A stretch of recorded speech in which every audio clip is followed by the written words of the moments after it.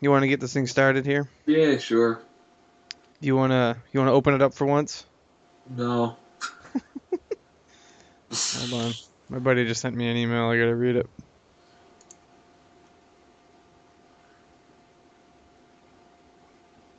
I don't even know what number podcast this is, so that's not irrelevant, I guess. Four, but three never went up. Or maybe five and two and three never went up. I think it was three that never went up, or maybe two. I don't know. Or maybe three and four never went up. It'll see the light of day sometime once at some point. I don't know. Maybe. Anyway, so let's try to time this here. Let's try to keep this to like half hour ish. Yeah.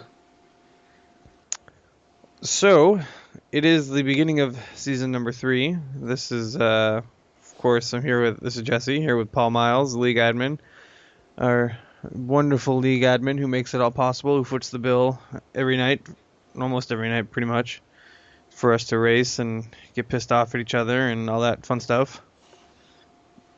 So, good first week. Yeah, Uh, the first week, I think. I feel like it went by. I don't even remember. I see again, going back to my horrible, horrible memory. Tuesday night was street stocks. Wednesday was trucks. Where was the truck race at? Richmond. Trucks were Richmond, yeah. And then tonight's Matt Rolfe Designs Outlaw Late Models fucking disaster at South Boston. Yeah, that was pretty wild. There's a lot of bumping and banging and this and that. But Yellow. Lot of pace car tonight. a lot of they had. I saw the pace car. The pace car had to take tires and fuel tonight. And they were working on the setup on the pace car, trying to get that thing turn better. This is out there so much though. Fuel strategy on a pace car went right out the window. hmm And I will say that I caused a couple of those cautions. I have no problem admitting that. Clay and I got together. I got together with Sean. Taft and I had a little dust up there, racing hard, and we kind of just made a little bit of contact. But hey, that's racing, right? Yeah, short track. Yeah. Yeah, I mean, I like short track stuff's always fun, but I also like the longer tracks where you can actually get some racing in. Yeah. It's not on the throttle for 4 or 5 seconds and then braking. It's a little more wide open to it. But I guess it's not really what late models are. Late models are short stuff, so whatever. They either go like hell, then brake real hard. Yeah, well, not as Sobo. I think the problem I had with Sobo tonight was I was braking too hard, and then about halfway through the race, because I just couldn't get it during practice, and then about halfway through the race, I kind of found a line that started working and found a level of pressure on the brakes that was working even better. But anyway, so what happened? What happened on Tuesday night? Who won Tuesday? Oh, I don't even know why I asked. I don't even know why I asked. Chris Hoffman, again, he won the Makeup Data USA at the end of last season. Won Tuesday, went green to checkers, picked up max points. We're using that new UR Stars point system, so he picked up 100 points or 120 points. He got 105 for the win. Then he got the pole bonus, the led a lap bonus, and the led most laps bonus. So he put 120 points on the board. Josh Ronkowski went worst to second. Yeah, it was good to see him again. He was absent last couple of races Yeah. last season, so good to see. And I think I want to say he might have advanced a couple of license levels as well. Well, he's got a B now. Yeah, I want to say he used to be a D. Yeah. So yeah, I mean, Josh is a different sort of driver. He's he doesn't really have a problem putting the cow pusher on the front of the car, but I'm not necessarily against that every once in a while. He races it like a short track car. So I think sometimes it's a little bit necessary to yeah, lay the bumper on somebody. I mean the thing about Ronkowski is, I mean, he'll put some fender on you, but he doesn't put you in the wall. Like I'll watch him. I remember he had, it might have been I want to say the Iowa race, the season finale last year.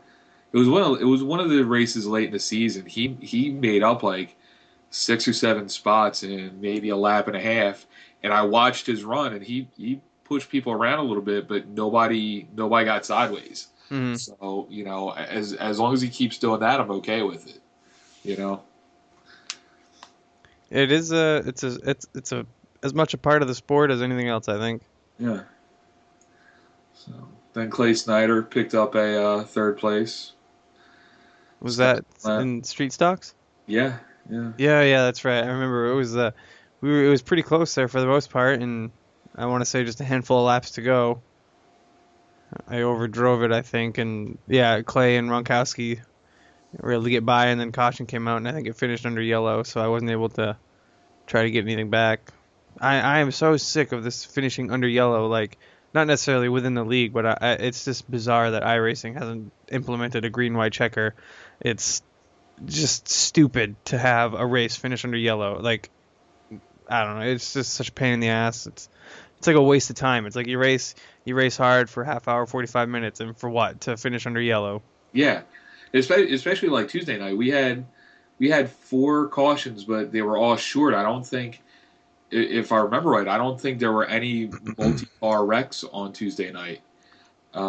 If there were, there was only 1 or 2, and then the yellow came out on lap 57, and we finished behind the pace cars. It's a shame to have a race like that end with the amber lights on. Yeah, you can't even because you can't even try for any.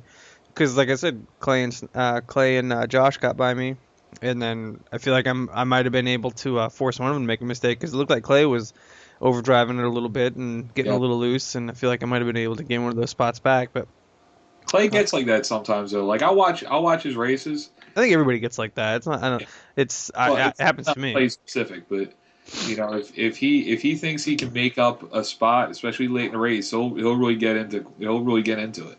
Yeah. And I've seen, it's been a while, but since I watched one of his races, but it used to be the the scouting report is if he's trying to make up a spot, he can get himself into a little bit of trouble.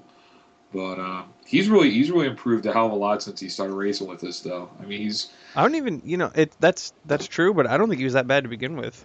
I mean, he was kind of a middle pack guy, yeah, but I think most of it was just really getting familiar with just getting familiar with tracks and the sim and things like that. Like, I think he's had a good feel from the start. Like you look at people who just naturally get it. Like, well, look, I mean, look at Chris.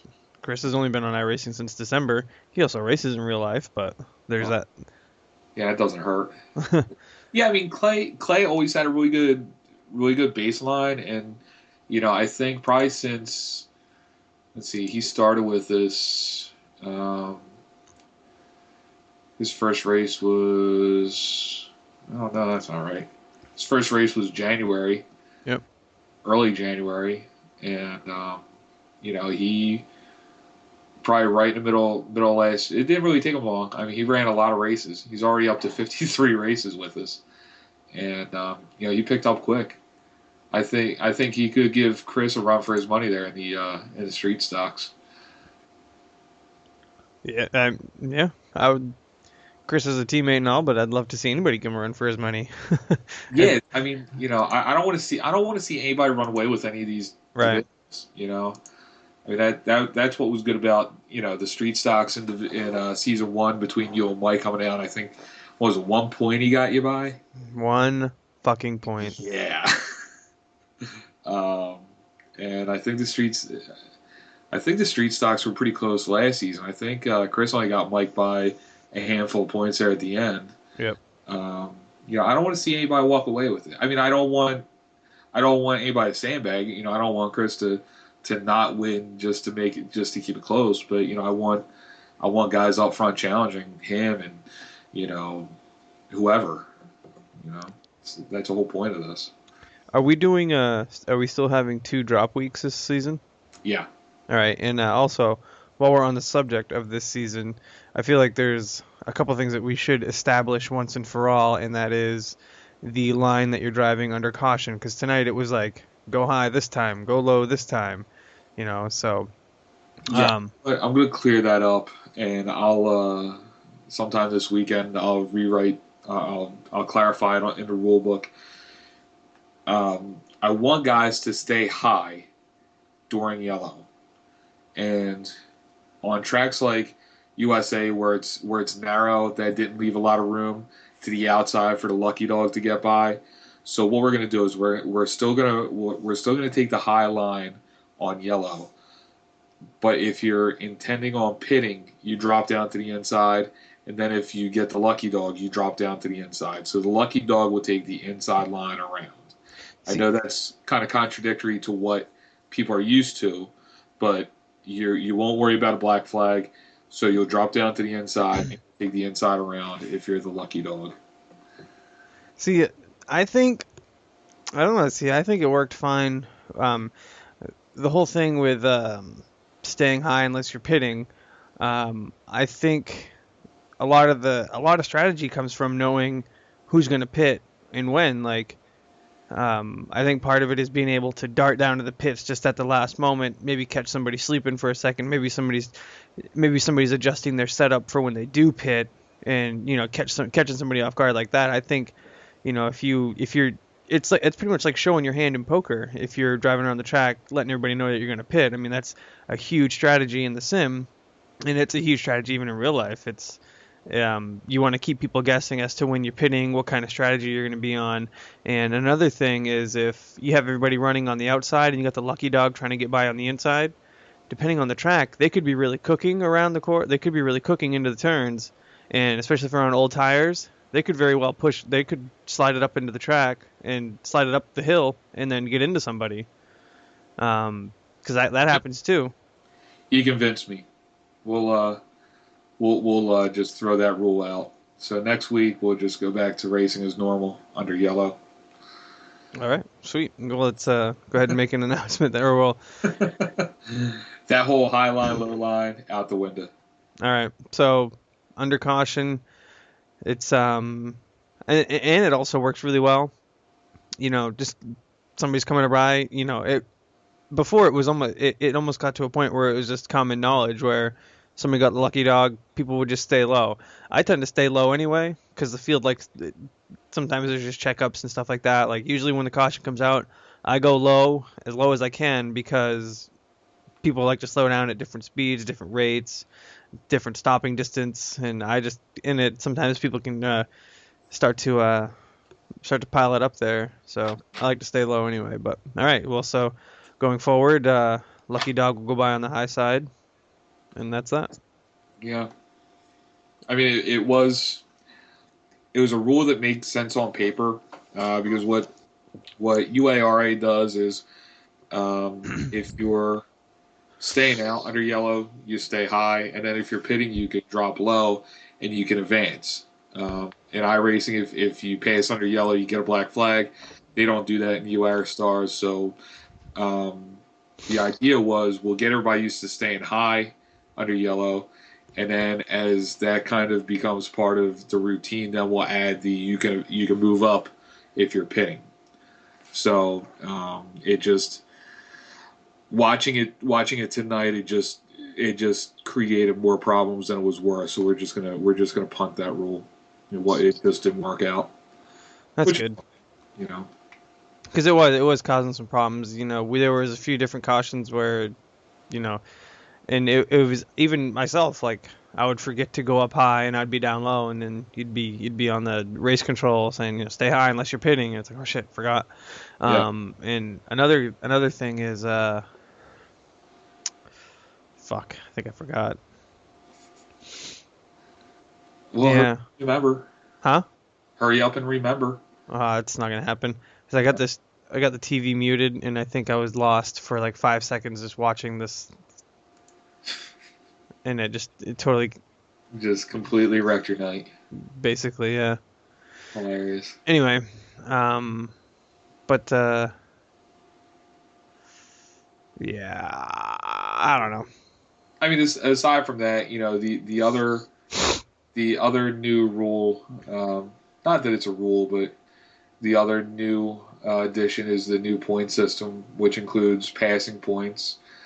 So, I mean, like tonight, it seemed like everybody was moving up. Everybody was picking up a ton of points. Randy Schreck picked up 15 points for passing. He got 10 points for there. You can only get up to 10 points for passing. So if you start in 15th and you win, you'll only get 10 passing points, but you also get 5 points for the hard charger. So, he picked up 15 points. Michael Wynn picked up 10 points for passing. So, there were a lot of guys, because of all the chaos tonight, there were, guys were all over the place. So, somebody messaged me today saying that they really don't like the passing points idea because the guy can sandbag his qualifying run and then pick up a ton of points like that. That's fair though. I think that's totally fair. Yeah, I mean, I think it adds another dimension. I mean, there's a risk involved with that too. Yeah, there's yeah. a huge risk starting in the rear. Yeah, I mean, you look at Taft Baldwin. Taft was a guy. He ran 5 races with us, had 4 top 4s and 2 wins. I mean, he's a guy that I want racing with us every week.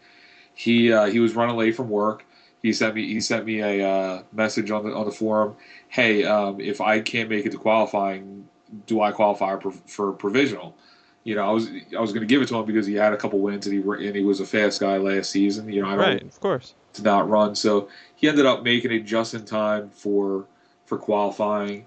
He started 17th, but was only able to make up 4 spots because of the field he was trying to drive through. So, he was up there too. Him and I got together at the end there.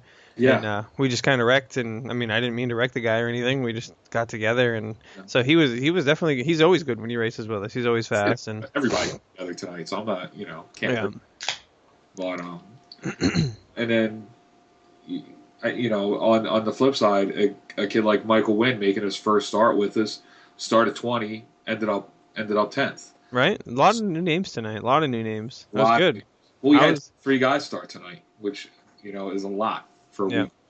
It's good to see. It's not that I have any problem with racing the same guys. I mean, but it's always awesome to see new people that want to get into the league, and I always there's a person, because I always, not always, but once in a while I'll post some of my race replays over on Reddit.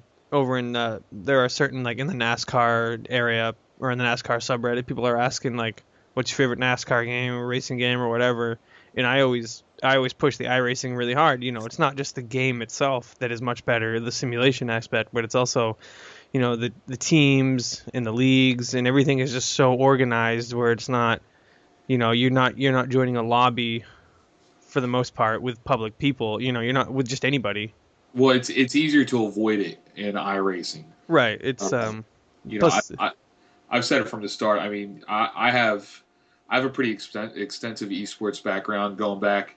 I qualified for the Halo Combat Evolved regionals. I beat however many hundred people in this area to qualify for the regional. So I go back to the original Xbox days in esports, and I've always said that if you really want to compete in a video game or a simulation, whatever you want to call it, if you really want to compete at a high level, you don't go into matchmaking rooms, which is what iRacing official series races are. Right. You find a privately organized league that's well run by somebody that has no affiliation to anybody else running. Like Major League Gaming. Major League Gaming is a great example. You can be a really good Halo player or Call of Duty player or whatever, but you really don't know if you're any good until you go and play an MLG tournament. iRacing's the same way.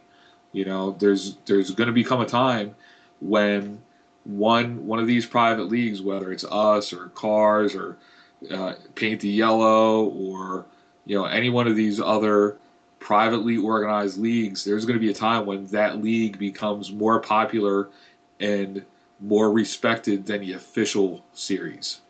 I don't think any one of us will take over the NASCAR sanctioned series in iRacing, but there will come a point in time when I hope it's the SARA, but there's going to be a time when a privately organized league is going to be the league that everybody wants to run in, and that's the league that everybody's worried about.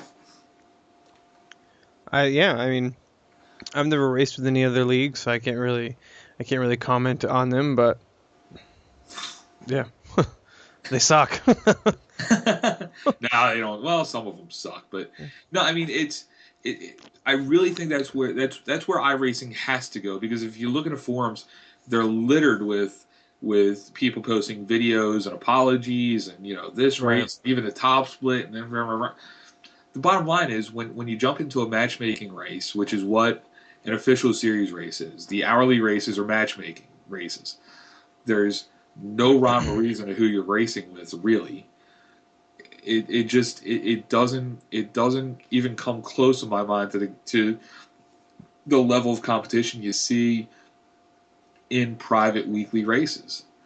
You know, we can we can tailor our races more to a hardcore sim racer than iRacing can, because iRacing, I'm not begrudging them because it's a business.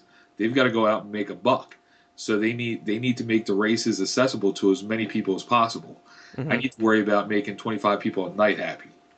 And it's not always going to happen. I mean, It's that's it's not. I mean, there's going to be one happy racer every race Chris Roberts most of the time. most of the time, and he'll let you know it too. Yes, he will. Chris Roberts has no problem telling you that That he won a race. problem.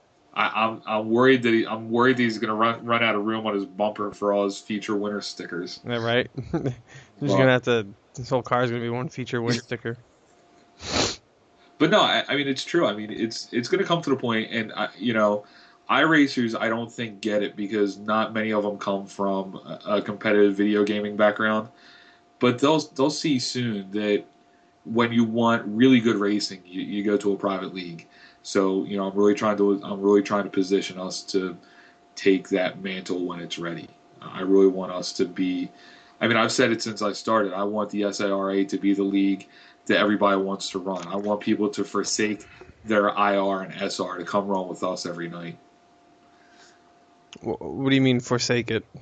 Well, I mean, you look at the classes. If you jump on our danlisa.com scoring page, Oh, I see. Bellinger is still a Class B. Robert Well, Mack, yeah, Class B. that has nothing to do with. I'm still a Class B because I just haven't ran official iRacing races because Because you're running with us every night.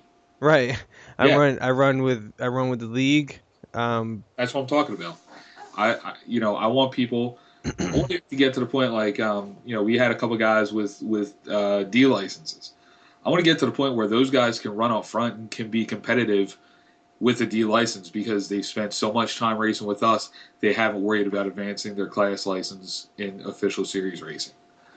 I started SARA with a D. I started with a D and I won. And I got all right. Win. Oh, D's nuts. So, I started with a D, and I got my first race was a third, and then like another third, and then a second, and then you know I. But yeah, it's I over the 2 week hiatus between seasons, I was like, you know what, I ought to just do it and get my A license. I was like, nah.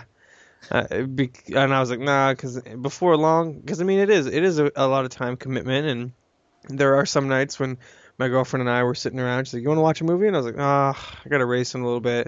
And it's like, "Oh, I wish I didn't have to race because I like to sit here and watch a movie and have pizza or whatever with you." But then get upstairs and get into it, start chatting with the same guys, and it's never a bother. But sometimes it's just like you have to make plans around it, and that's. yeah. And I know all the other guys have the same things where if they have a significant other, some guys are married, have kids or whatever, but there are certain times during the week where it's like I have a race, I can't. And Yeah. my girlfriend's actually become quite accepting of it for the most part. Like she knows I got a race, and then she'll make some other plans with a friend or something like that. And but And I mean, that's why I keep the races during the week. I mean, I could not do weekend races. and I wouldn't expect guys to commit to 10 Saturdays in a row. Yep, I I think it's can't. I think it's unfair. Especially if you're working Monday, Friday, 9 to 5. Exactly. The weekends are beer time constantly. Yeah. At least for me anyway. And guys like you and Matt, the guys that do. Look, we start as late as we do because I work second shift. I get home after the race session opens at 11 o'clock. Yep. So for guys like you that do work 9 to 5 and stay up, I really appreciate that. I mean, it means that we're doing something right. The guys are willing to cut into their sleep time for this. I think Matt works earlier than I do. He and I were talking yesterday. He works. I think he has to go to work at 8. I get Yeah. up at 8. I can usually do a work day on 3 or 4 hours of sleep. Shake the cobwebs out, have a soda in the morning. I'm not a coffee guy. I'm a soda guy. So, Yeah. but Oh, you're a beer guy, but you just can't do that at 8 o'clock in the morning. I do. Like if I'm camping, I can do it. Oh my god. But I can't do it before I go to work though. My No. my dad like we'll go camp. Me and my buddies, my girlfriend, we all go camping. Try to go at least once a year. We get a whole bunch of people together and we go camping. My dad's always like, it's like remember, if you're gonna drink all day, you gotta start in the morning. Outstanding advice. It is. It really is. It's funny because I didn't even drink till I was like 22. So my parents never had to deal with this whole teenage, underage drinking thing. Yeah. So by the time I did start drinking, my parents, they could really get behind it. They didn't have to. They didn't have to object to the whole thing. They could Very support. supportive. Very supportive of your alcohol use. They really were. Like a couple weeks ago, I was home. One of my friends was having a party, and went there, stayed the night, and everything. Drove to my parents' house, and I was gonna see them before I headed back home. And I had a few beers left over, and my dad comes home, and he knew he could rely on me to have leftover beer with me, and because he was working like overtime on a Saturday, and Yeah. they carpool home. He's like, "Hey, you got a beer?" And I was like, "Yeah, I got a few." So we stood outside and had beers, and yeah, anyway. I digress. It's good times. Especially if you go to a NASCAR race and you drink, because you can bring beer in with you in a cooler, Jesus. and it's like the one of the only, if not the only sport where spectator sport where you can bring a cooler full of your own beer rather than buy $6 or $7 beers at the event. It's got to be. It's the only It, one I know of. so my And dude, look at all the money they're losing by doing that. You think NASCAR is printing cash as it is? Imagine if they started charging beer. Right, they would be a lot of pissed off people. You got to think though, NASCAR was born from running moonshine, Yeah. so I really feel like they would alienate a lot of their fan base if you couldn't Yes. bring your own beer. Yes, they would. So when my dad and I we go to Loudon, we try to do the Cup races every year, and we just load up on beer. We get to the track and it's like quarter past 9, and we got the beers going. That's Beer, it's best days ever right there. You get a really bad sunburn, the whole 9 yards. Good times. awesome.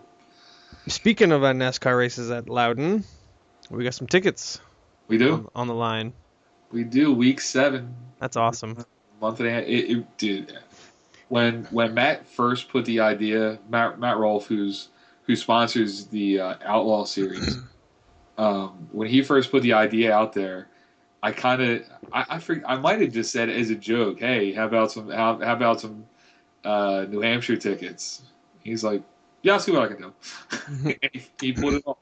I like how I'll see what I can do is you get free tickets to every race that weekend. You get 2 tickets to every race that weekend. That is what Matt means by I'll see what I can do. Yeah. Fucking make somebody that's like an entire vacation for somebody right there. Yeah, I mean that's what it's 3 races Saturday, and then the Sprint Cup race on the Sprint Cup tickets. I mean, I don't even know what a cheap NASCAR ticket goes for. I don't know where his seats are. $100. Yeah, $60 to $100 is what you can, depending on where you get, but usually for something that's worthwhile, it's like $100. well, even just 60. I mean, the Sprint Cup tickets alone, $120 prize. Right. So But it's a huge dollar amount attached to this whole thing. plus, you got the whole Saturday show. I don't know. I would imagine they package it's Nationwide, K&N, and Global Rallycross that day, right? Oh yeah, it's awesome. I would imagine they package all that together. That's probably another 40 or $50 per ticket, so that's another $100. So you're looking $220 just in tickets. I'm just thinking about because that's the only track around that the Cup comes to, and my father and I go to, and it's just thinking about it now, just being at the track all day out in the sun, and then race comes on, and such an awesome time. And Chris was saying that if he wins that race and wins the tickets, he said him and his wife gave him permission. They're gonna come up and do the whole weekend. So, and I'll probably go to that race that weekend anyway. And I know Matt will be there, Chris will be there, so it could be a little bit of a meetup there. Yeah, I mean, I've been following iRacing for about a year and a half now. I don't think I've ever heard of another private league putting up a prize that big for anything. Yeah, it's too bad. I mean, I guess it's not too bad, but I mean, this is the kind of thing where this could draw, if it wasn't just exclusive to these two leagues, then it would definitely draw a huge amount of people out of the woodwork to come and compete in this race. Yeah, it would be huge. You would see it. You would see it on a lot of the other iRacing blogs, like In Racing News, things like that. I mean, it would draw a huge amount of people because that's an awesome weekend for any race fan. It's a Saturday and then the Sunday show and then all for free too. And don't forget the plaque. Right, there's a plaque involved. And a couple paint schemes from Matt Ralph. Yep, Matt Rolf. He's the man. I like Matt a lot. I'm glad he started racing with us. Yeah, so am I. But I mean, it would be great exposure for the league, but I think it would just end up in a ton of hit and runs. I think it would be a lot of guys that came for that show and split, and it would be all the top split guys. Guys. I don't want to call anybody out, but I don't know how many guys we have that run regular that would make a top split, and I don't know how many of them would be able. If this were like, one of the NASCAR series races on the server, I don't know how many of our guys would be able to hang in a race like that. Yeah, who knows? I mean, so I guess you don't know unless you race with them. Yeah, but I mean, for a race like that, for a prize like that to be exclusive to our guys and the Can-Am guys, I think that's special. I think that having the race broadcast on ETV, and hopefully we get some attention from iRacing News and Inside Sim Racing and some of these other podcasts and websites like timscorner.ca. Hopefully some of these sites will start picking up on the story. But I'm looking at it more as a marketing move. I mean, think about what our series can do coming out of that race. Think about the types of racers we'll get across the board for street stocks, late models, trucks. The Gen 6 series will be starting next season. It could be a big deal for us. We could get a lot of top quality new drivers involved because we can do shit like this. Yeah, we should have if I think of it tomorrow, I'll shoot Matt a message and see if he can attach a dollar value to the prize here. Yeah. What these tickets would cost if you were to just pick them up online or even off a scalper, yeah, something like that. Because I mean, sometimes you can go to a race and you don't even have to buy tickets. They just got people, races 10, 20 laps in. You got people out there, $5, $10, just have them. I just want to leave. Take these tickets. Yeah. See it a lot, unfortunately, but. And the cool thing is winner take all. I mean, there's no prize for second place. It's the first loser. That's why. It's a real shootout. And it's at what track's it at? Come on, think about it. No shit. No, I'm just joking. So I mean, hopefully, guys keep it clean. I know I plan on being on race control. And I imagine, I don't know who from Can-Am won't be racing, but I imagine they'll have somebody in race control too. And actually, Matt might be in race control because he's got a split allegiance thing. He's equally on board with both of us. So I'm not going to ask.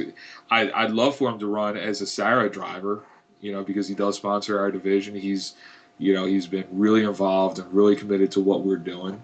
But I'm not going to ask him to pick us over them. So maybe he'll sit in on race control with us and just keep an eye on everybody, make sure everybody's racing above the board. Right. That's also another call to arms here for SARA drivers. Got to get working on our setups together. No matter what kind of differences we all may have. Not even that anybody really hates each other or anything, but every once in a while there's somebody will complain about somebody else and. I'm sure people have complained about me, bitched about me, or whatever. It doesn't matter. It doesn't matter who you are out there. Somebody's It's somebody's gonna be pissed at you for something or other, so it doesn't really matter. But it, and it it, it's all the competition. I mean, if you're not getting mad at somebody for beating you, you're not a racer. You're not an athlete. You're not a competitor. right, You should be mad when somebody beats you. You should be mad at yourself for letting them beat you, but you should still be upset. right, You should, we had 23 guys start tonight. There should be 22 guys right now cursing that they lost. yeah, and no, it's I mean, people might not want to work on their setups together.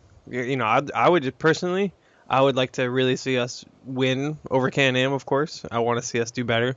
So in that regard, I'd like to see us kind of working together as a team, the whole league coming together as a team, try to get that perfect setup, and then kind of let skill solve it from there. Because And see, I've here's the thing: we're talking between Matt, myself, and Greg Netherwood and the other Can-Am admins.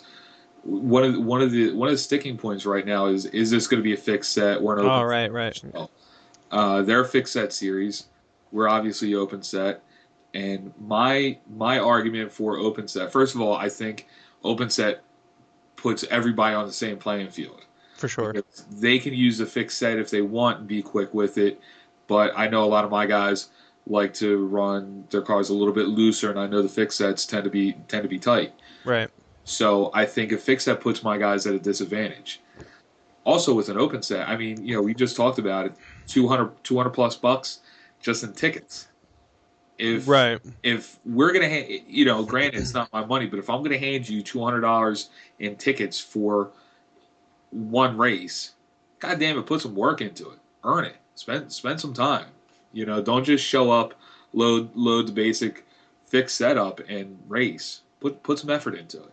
Yeah. Randy Schreck, I think he told me. I think I heard he puts 1,000 laps on each setup, and that's just for the weekly races. That's just Jesus the out. Christ. 1,000 laps. That's Yeah, fucking. I used to do 300 or 400 or so. I want to say like for a season in the street stocks when it was coming down to between Mike and I. Um, I used to put a lot of time into my setups and stuff. Not so much anymore. Because I well, mean it just it's not that you got a set builder on your team. I have two great set builders on my team, but it's so time consuming. You're racing 3 or 4 nights a week, different divisions.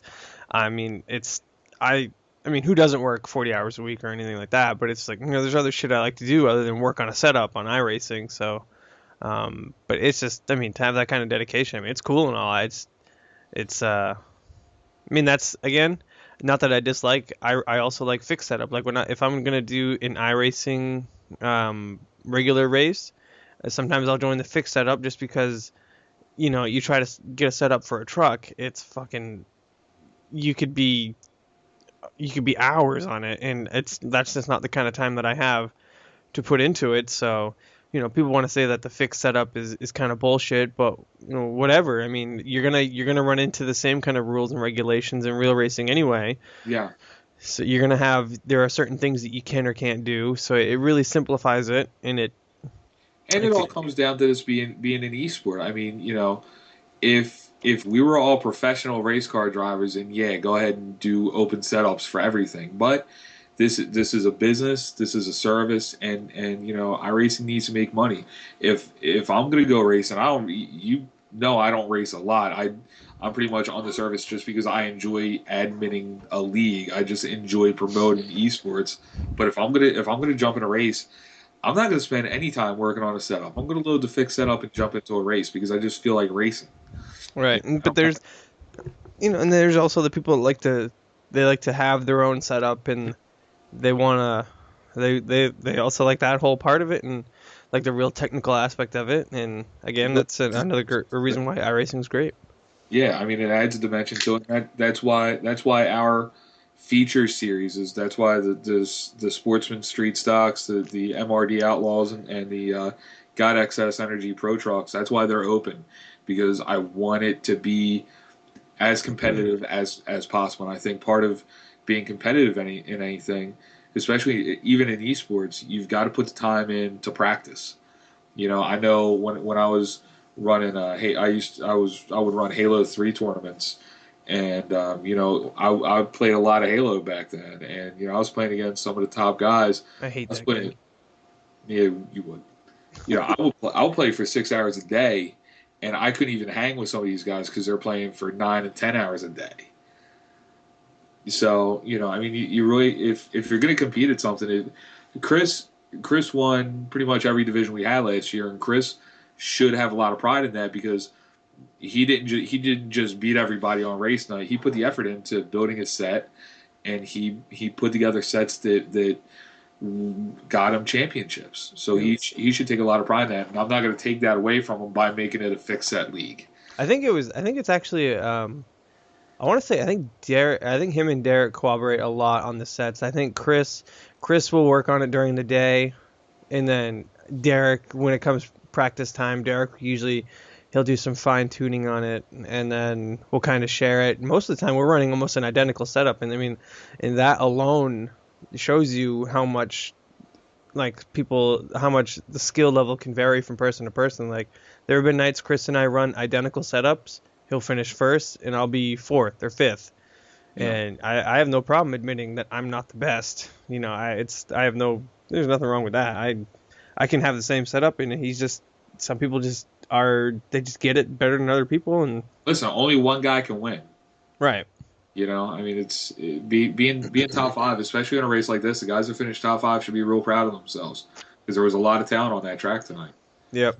I almost had it too, but again, little bit of dust up between Taft and I. No big deal. He seemed a little bitter about it, but I'll send him a message. Anytime I get into somebody on the track, unless otherwise stated, it was totally just racing deal.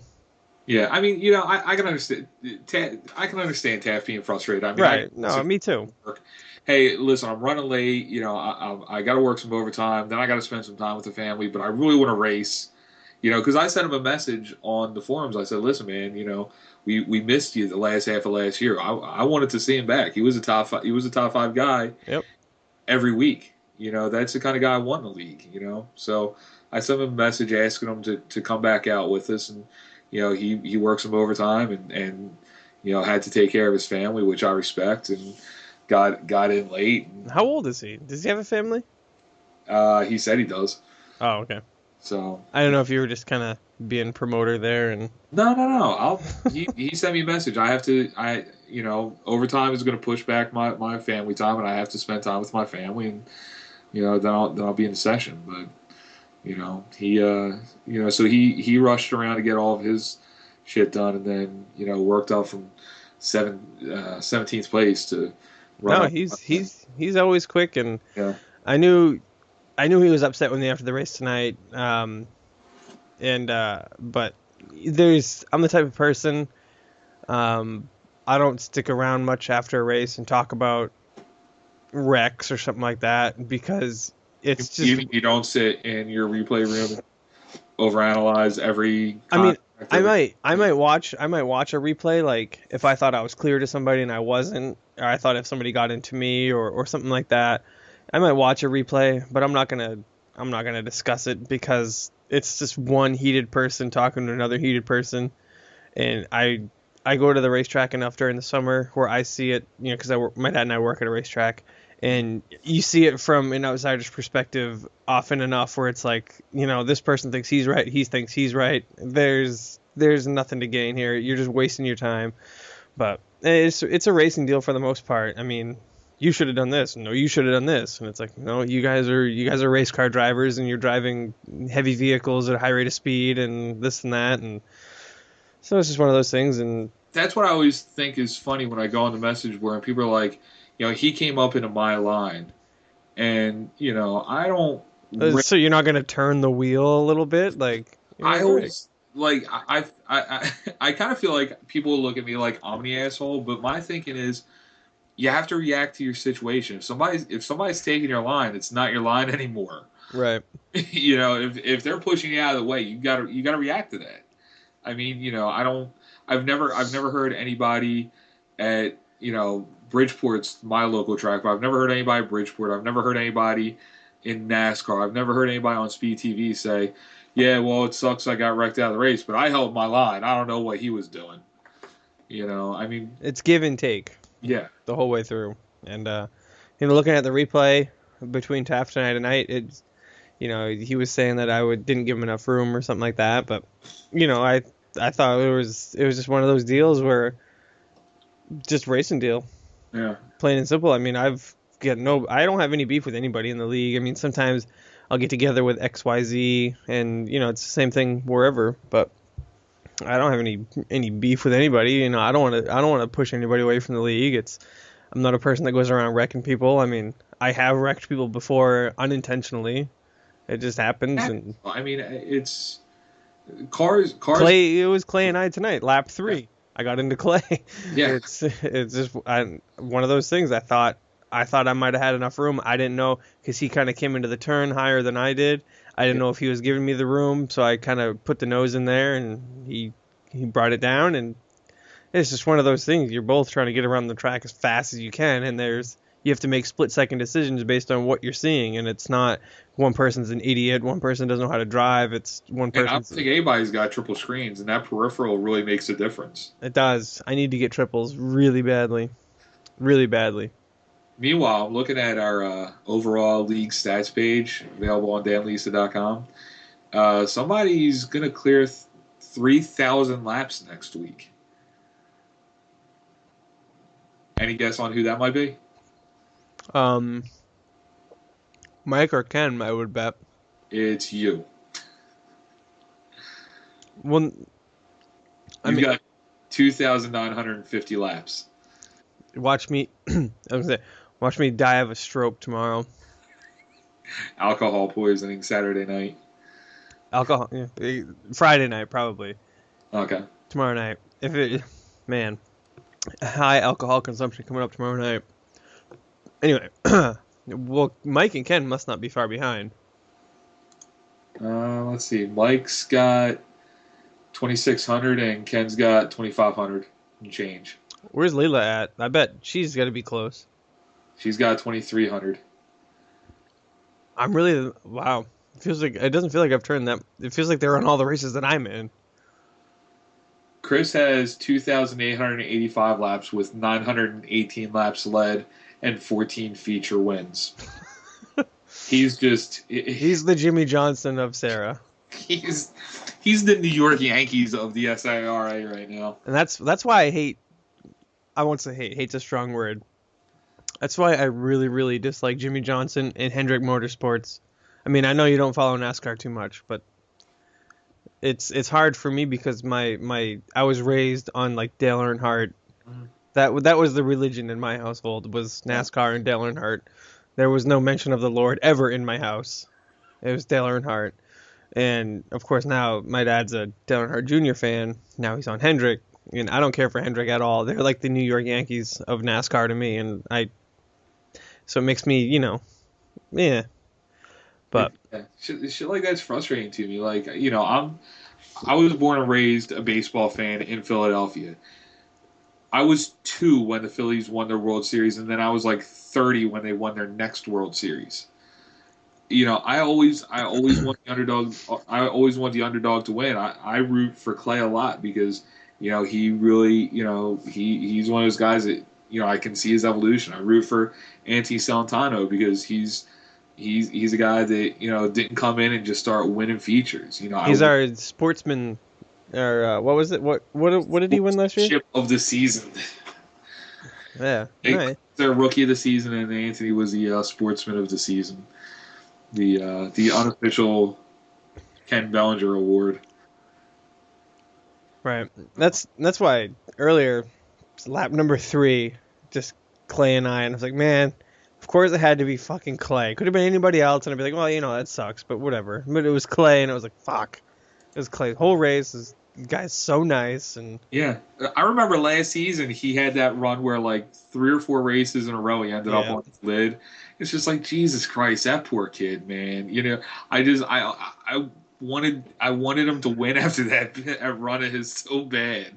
And then when he did get the win, I think he got 2. Did he not? He got one at Bristol, in the late models because there was that whole late race dust up where bad restart and just a lot of head games going on, and people got together, and then Clay snuck by and took the win there. But then there was also Iowa, where Clay season finale in the Outlaws last year. he was in a different time. He was in a different league. He just couldn't be touched on the long runs. He won by almost 3 seconds. Yep. Yeah, he was unbelievable. I was so proud of him that night. I was so happy for him because Chris, I think it pretty much wrapped up the championship at that point. So it was pretty much just a Chris Roberts victory lap, and then for Clay to run away with it, I was really happy for him. Yeah, and then one thing about Chris is I remember there was a race that I won last season, trucks at Rockingham. I won that race. Chris was second, and I was wondering, I was like, I don't know if Chris let me win it or what. And I was talking to Derek, and Derek's like, no way, man. If Chris can win, he'll win. Like, yeah. Chris isn't. I mean, at least I don't. Chris isn't the type to just roll over and give up a W. I mean, he's a race car driver. He used to race in real life. I don't think he does anymore. But he's not just gonna roll over and give up a win. So. Well, I mean, He probably won't roll over and give up one. I know he definitely does play as a team because I know Wednesday night during the trucks, he pretty much had that race in the bag. He ran away and hid the whole race, but Derek got up there with him and it looked like Chris let him by for a couple laps just so Derek could get the passing points or so Derek could get the lead lap points. Yep. So, he's probably a good guy to be a teammate with. Yeah, we'll do that. Like the three of us are on a team, and we'll let each other by easily mid race. We'll let somebody lead a lap if that position, if you're in second, let somebody by, or if you're in first, you let somebody by lead that lap. But when it comes down to it, 5 laps to go, teammate stuff kind of goes out the window, and it's racing hard. But prior to that, it's we'll cut each other the breaks because helping each other with setups and this and that, and I mean those guys do all the work. I don't know why they wanted to be teammates with me. Well, also, especially with the trucks, you guys are racing for team points, right? So those 5 points that Derek got for leading a couple laps, that'll be important. That might be the decision maker there at the end of the season. Yeah. So, but that was fun. It was which brings me to something I want to talk about was Mike San Diego, a new name in the trucks there. That was his first race with us, and he did quite well. He got he's run for that Bulldog Racing League or whatever. So I mean he's been around for a while. I'm looking at his Dan Lisa page. He's been around at least since summer 2011. So there you go. So I mean 2011. iRacing was a few years old by then, but I mean that's somebody that's not new. I mean that's somebody that knows what they're doing, enjoys the service. They've been around the service to know what they want out of it, so they joined us. Exactly. That's the way it should be. But yeah, I mean he's one of those guys. I did a lot of recruiting right before the season started. Basically when I recruit, I just go through the 11 o'clock start times and I just hit the top splits in the races that we run. And I'll send invites to the top 5 guys in the top split or the top 2 splits for that week or a couple weeks. I'll just invite a ton of people and see who shows up. And he was one of those guys. I forget where I saw him, but he's quality driver. For sure, yeah. I think if we can put some more trucks and get some racing going. I mean, we only had 11 trucks start Wednesday night, but if we can get some trucks on the track and really get some competition going, I think he might be one of those front runner type guys. I can see that for sure. I mean, if you can give Chris a run for his money, which I think he did for a little while, but I think if you can run with Chris, then you're going to be a name in that division for rest of the season. What I time? think It's you know. 3:30 in the morning. I'm just opening another beer. This is great. Nice. This is great. I'm gonna have a great day at work tomorrow. I can't wait to hear how it goes. It should be fine. It's casual Friday. How casual. We'll find out. Um, but yeah, I think Chris and Derek pretty much hooked up there for most of that race and got out of the way. And I think Mike was mixing it up with you and Mike Bellinger there for a while. Yeah, I was in second. I was doing pretty well. I was holding my own in second there, and then just got kind of loose coming out of the turn, and then hit the wall, and I got the meatball flag. Yeah. I had to bring it in, and then I had to restart at the end of the line on the restart, and then pretty much just blew by everybody miraculously. And it's weird for me being able to actually pass a lot of people. I don't know if it's because I qualify well, and then I think most people, maybe the races are people qualify where they're going to run for the most part, but started from the rear and got all the way up to fourth. I mean, you were turning laps 2 and 3/10 faster than everybody else behind you, so you pretty much had the truck for everybody. Yeah, I don't. It's weird for me. Like whenever I am passing 3 or 4 or 5 cars in a row, it's like, well, these guys must be damaged or something. These guys must not be giving it their all. It was funny tonight in the race. I was running next to Ray Farlow for a few laps, and I could see his right front tire, and I don't know how he was driving that thing, because that thing looked like he had just taken the biggest shot in the right front. The thing was wobbling. The thing was so off center, and I mean, it was just, I don't know how he was driving it. I mean, it must have just been maybe some sort of visual damage or maybe it was to the threshold where the visual damage was at this point, but it didn't quite register just enough to have actual damage on the car, or maybe he's just that good to be able to drive it. But if you watch my race stream from tonight, it's when I'm next to Ray towards the end of the race, and you see that right front, and it is just, that thing is just going nuts. It's funny. I don't know if it's funny. It's interesting.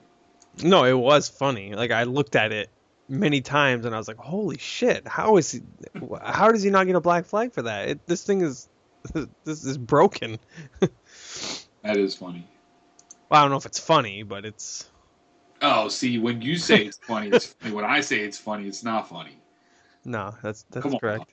on. So, Paul, what did you do in your 2 weeks off? Nothing. It sounds almost like mine. It was outstanding. I took a break from SimCity because the game's broken, I think, and it needs to be patched very badly. They need to fix a lot of things on that. I also got really into Bitcoin. I know. I actually picked up. I did pick up SimCity. I haven't had too much time to spend with it, just because when you date a redhead that's half Irish and half Italian, they tend to take over. They consume all things in your life. Well, it was. I really enjoyed SimCity for the first couple weeks, but then, like, it's so dumbed down from SimCity. Any SimCity prior to it, like I don't know if it was EA making it so any idiot could pick it up and play it, but there's not much of a challenge there. So I kind of, once I got over the whole new feeling, I was like, all right, this needs to be patched. They need to make this a lot harder. I took a break from it. Really got into Bitcoin, upgraded my computer a little bit. I played BioShock Infinite today for about 15 minutes before I got terribly motion sick. It sucks. I get so motion sick on some first-person shooters. That sucks. I don't like Halo. No, I don't like Halo because it sucks, not because it makes me motion sick.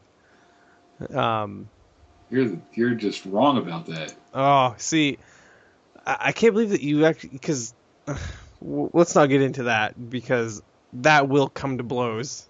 This the first person shooters that I grew up playing, like Quake and stuff. I have a Quake tattoo, like a huge Quake tattoo on my forearm. You would. I do. Nerd. Hey, Nerd. I wear it with pride. Nerd. Um, so yeah, other than that, it was just mostly like 2 weeks of just like, all right, no racing tonight. I raced maybe one or two races, improved my SR just a little bit, and that was it for me. I was like, in another couple of weeks, this is all I'm going to be doing every single night, so I'll get my fix then. I don't need to do it now. Yeah, I don't even think I was on a message board really. I mean, season Monday just came right on top of me. That sounded so So, just yeah. Monday night snuck up on me. is Monday a guy that you hang out with frequently? No, Is that his name? no. Monday snuck up on me. We ended up we've postponed the figure eights and the Sportsman Street stocks because I don't have anybody to admin them. Layla, who pretty much did all the work on the figure eight races, she's got a new job and she just she's not available for. She got a new job. I think it's a new job. I think that's what I remember saying. But she's working and her new hours are keeping her from racing with us, which is a shame because she was a great she was a real active member of Right. our little community, and Yeah. you know just it just sucks not having her around because she was a real positive in the league. She really contributed a lot to what we do. Yep. And I'm not even talking about just admitting the figure eight. She was at every race, and even if she wasn't running, she was a really positive member of the community. And Yep. miss having her around. And, We'll have to. We'll get to the bottom of it, and then we'll send a nasty letter to her employer and get her fired. yes, that's what we need to do. That's the plan. It's not to try to reason with them. It's to get her fired. I feel like it's not the best plan, but it's our plan. I'll stick with that. And then I try to have a preseason race the Sunday before the season opens, and being an atheist, I don't pay attention to holidays that aren't Veterans of Memorial Day. Yep. And Easter snuck up on us too, and I decided because it's Easter, it is a big family day for a lot of people. I decided that it just wasn't worth it to run races and have people try to. I think everybody was ready for it though. I don't think it would have hurt car count at all. Like, well, here's the thing, Jesse. I was in New Jersey at my girlfriend's grandmother's house having dinner during the race, or during when the race would have been. So I wasn't available. I got you. So I mean, it sucks. I'd like to run those races, but it's whatever. They weren't points races, and nobody gave me money to do it, so I'm not going to worry too much about it. It would have been fun though. Maybe not. Maybe I mean, there's got to be a week 13 coming up, right? That's got to be. I don't even know where they are in the iRacing series. I don't even know what week they're in, but it's got to be getting close. I don't know. I did have an idea, and I mean, obviously, it was an idea I had while I was working tonight, and obviously nothing's official, but I am thinking that this season's off-season race, or the preseason race going into season 4, we last season we decided, or I announced that the official charity of Sim Auto Racing Association is race.org. It's Racing Against Abused Children Everywhere. It's primarily a racing charity that goes out and kind of spreads the word and tries to do good deeds for kids who have been sexually assaulted. And it's a charity that's it's a cause that's close to me. It's it's a cause that's important to me, and instead of just having guys run a race logo under a contingency, cluster, or thank you for running the race paint scheme and all the divisions you run. I'm thinking of doing some kind of charity race, and I'm thinking maybe we'll do a Gen 6 race on maybe 3/4 mile or a mile track, something small. Ah, you love the short track so much. Do I really do? I don't see the point in the super speedways. I Oh, don't see the it's so point. much fun. But I'm The super thinking speedways are like set it and forget it. exactly. What's the You point? can race in them and you can check out and you can just cruise along and then it's nice, windows down. Yeah, just throw an elbow out the window and just cruise. I don't see the point in it. Well, no, it's much more than that. I mean, you've done the races at Yeah, Daytona and stuff. I mean, they are more complicated, but it's I think just because I do league races so much and they're at short tracks where any chance it's at like a longer speedway, it's like all right, this is a nice change of pace here. This is not what I usually race. But yeah. maybe we'll do Darlington, something right around. Oh yeah, now you're talking. You just spoke to everybody. Darlington is such a fun track. Maybe we'll do that. But I'm thinking Gen 6 cars, maybe Darlington, and Rockingham. I think the gimmick might be everybody puts up $5 and all that money goes to racing against abused children everywhere.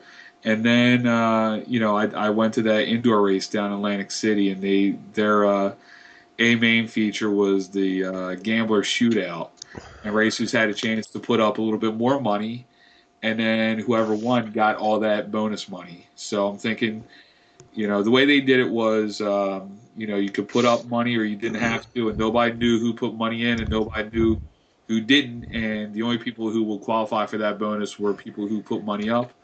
So I'm thinking people have a chance to put in $1 or however much money they want, and the people who do put in extra money get a chance to win the prize if they finish first. If someone who puts up the shootout money, we'll call it, wins, they get the pot. If not, all of that extra money will go to race. I'm not going to take any money. It costs me 70 cents to host the session, so I'll host the session. I'll try to get some people on board, maybe get somebody to donate TV broadcast coverage, and see if we can turn it into a big deal. But I'm That'd thinking, be fun. I'm thinking we might do something like that this off season. Um, because that's I need to do something for them instead of just running a logo on cars. So, Oh, well, excuse me. well, No, I agree. That'd be a good cause. That'd be fun. All right. This is we'll wrap it up with that. What do you well, no, think? we get to I was going to say give me to the end of this beer before we wrap this up. Okay. Once this beer is well, I could slam this thing and be done and the podcast would be over, but But I'll what's the fun? what? What's the fun in that? The fun in that is slamming a beer. Okay. For anybody that doesn't know, Paul doesn't drink. And I drink enough for both of us, so it works out. You drink it all for you, me, and Mike. I think That's what I it's Andrew doesn't drink either. right. So I pick up the slack like I always say, I'm gonna bring enough beer for 3 people, but that's for me. I'm, I'm bringing a 30 pack. What are you guys gonna have? That is the truth. I'll buy a 30 rack on Friday. I have to leave on Sunday to go get more beer before the race starts. Yeah, we won't talk about that now. No, no, I don't think we've got the time.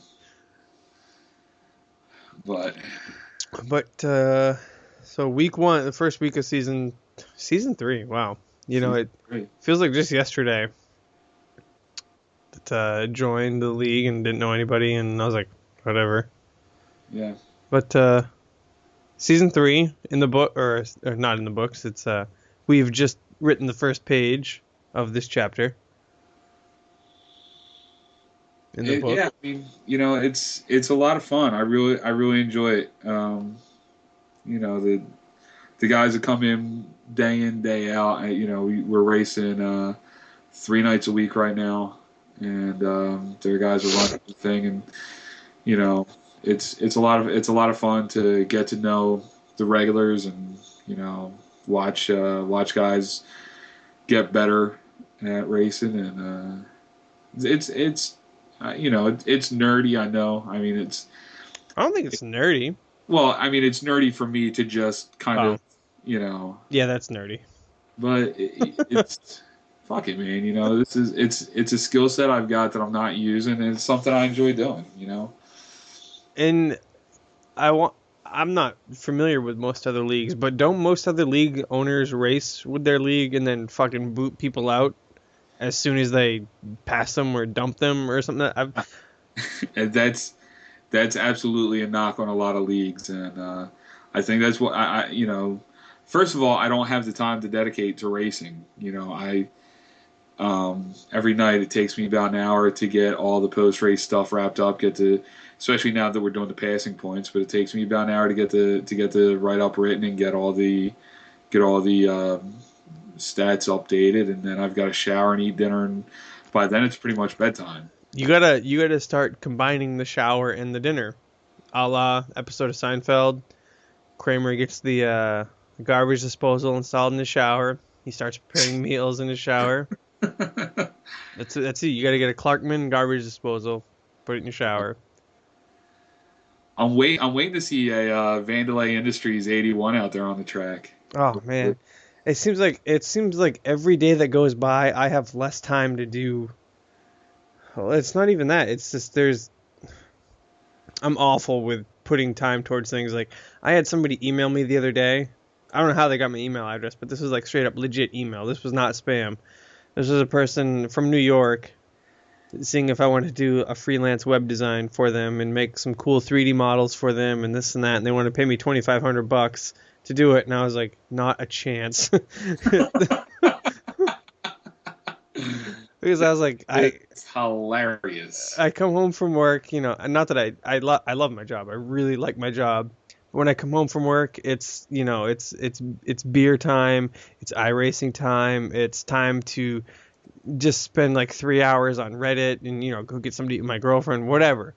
I'm not gonna come home from work and then deal with another client that wants to nitpick everything that I've done, put all their shitty suggestions into it. It's $2,500 is not worth like 6 months of my free time. I didn't even respond to the guy because $2,500 for what this guy wanted was just forget about it. But so when I get home, it's like it's so hard for me to focus on anything else other than just fun shit.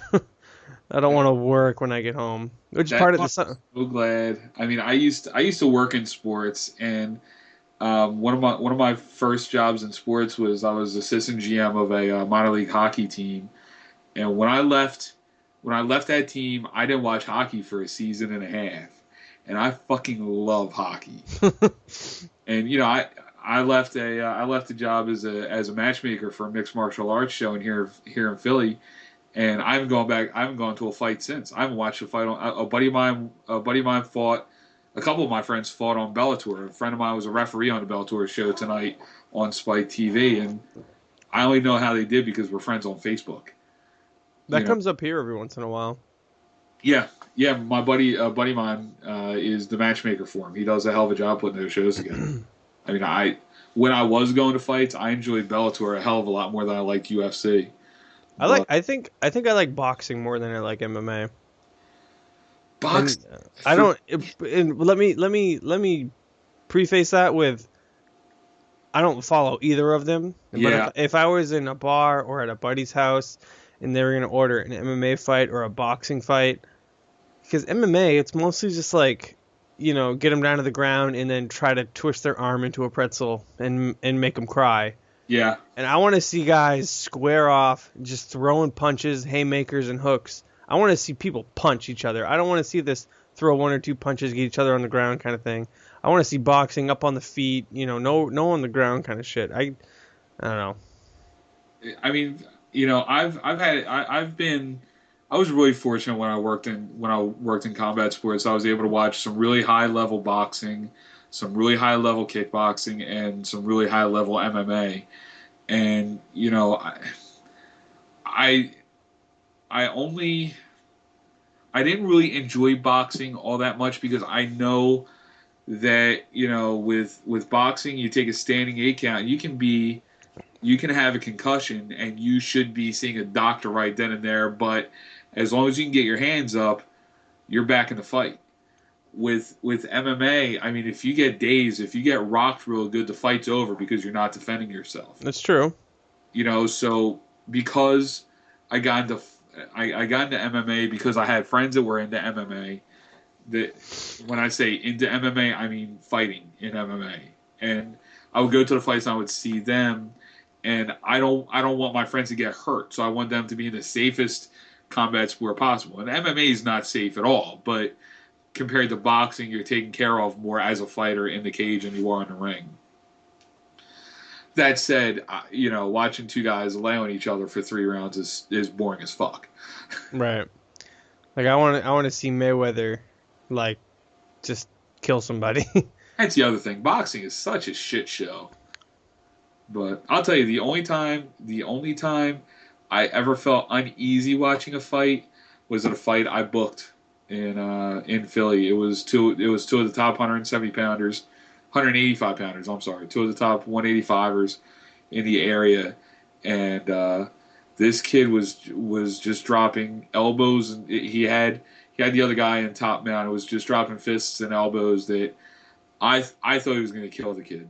I thought one of them was going to die. I thought I was going to watch the first fatality in MMA that night. And I was doing play by play, and I'm sitting there and I'm thinking, Jesus Christ, what am I doing in this fucking barbarian sport? And it was the biggest show we had ever done. It was the biggest. That night we did a better gate than any other independent MMA show in Pennsylvania history. Wow. Yep. Sold out the National Guard Armory. It was 3,000 seats. Packed to the rafters. Packed to the rafters, man. We had everybody. Everybody was there. It was a fucking nut house.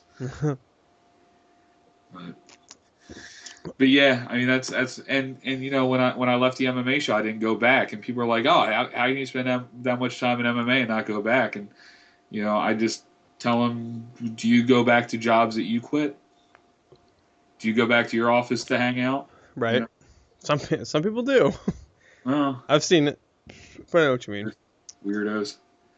But yeah, it's whatever. Yeah. Anyhow, this is we're getting kind of up there in time now, so we'll cap it off here. This was the end of week number 1, season 3 of the SARA Racing Association. Some good racing, I would say. I would say that, but I'm not going to. No, I'm just joking. No, I'm just joking. That's I like dissecting parts of common phrase. Like I would say that. It's like, you would say that. Are you going to say that? You know what I mean. You're such a fucking nerd. Well, I just think it's funny the way people say things, and it's, fuck you. Go fuck yourself. Nerd. How do you like that? Now that I would say. Anyway, we'll go ahead and wrap this up because I really got to take a leak and go to bed because I have to get up for work in 4 hours. 3 hours and 43 minutes. No, 53 minutes. But I'm fine. I'll be when I'm not the type of person. I'm not grumpy when I wake up. I understand that I'm awake and I have to function. I don't get pissed off and get enough sleep or whatever. But so I function quite well. 3 or 4 hours of sleep is usually good enough. Anyway, that wraps up the first week of season 3 for the SARA Racing Association. New faces appearing every night, but also missing some older faces like Layla. Who else isn't around that used to be around? Can you remember? Brian Wellman. Brian Wellman missed all last year. He hasn't been back since the end of season 1. No, well, he was a regular for a while. He's gone. So we got some new faces, missing some old faces. But the things work themselves out. But we will see. You want to go over the schedule again? Because I don't even remember. If I had known there was a limited race tonight, I probably would have done it, but I didn't even know. Do you want to go over? Let's see. We got the street stocks are at South Boston on Tuesday. The GodXSEnergy.com Pro Trucks are at Martinsville on Wednesday. And the limited late models the limited late models will be at South Boston, and the outlaw late models, the Matt Ralph Designs outlaws, will be at USA on Thursday. The limited start at 9 o'clock. All other shows start at 11. So are the limiteds 9 o'clock? Limited street stocks those Tuesdays at 9? We're not running them right now because I don't have anybody to admin them. Oh, right. Well, there you go. Anybody listening wants to? What night are they? Tuesday would be Tuesday nights at 9. Anybody wants to admin the street stocks Tuesdays at 9? Limited street stocks. Give Paul a shout. Help out the league. That kind of shit. Looking for somebody to help run the figure eights, preferably somebody that ran the figure eights, because that's, hand scored. That takes a little bit of work. Yep. Anyway, well, thanks for listening, everybody. Had a good week with everybody, and we'll see you on the track next week. We'll see you next week. Goodbye.